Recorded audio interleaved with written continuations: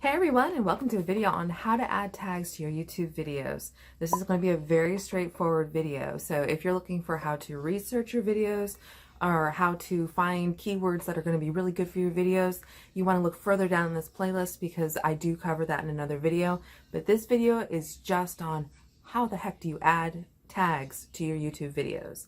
So there are actually two ways to go about it.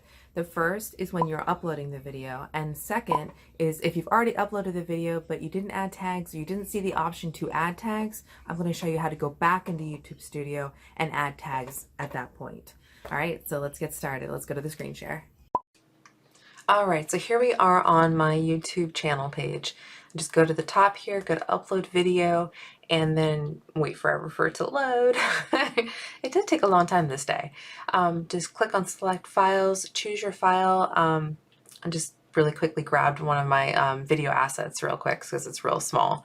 Uploads, and then from here you'll just scroll down all the way to the bottom here. Yeah, just keep on going. When you get to the bottom, you're going to see this thing says more options. Your tags are in here. So the tags you always used to know and love, yeah, that's where they are. They're right down here.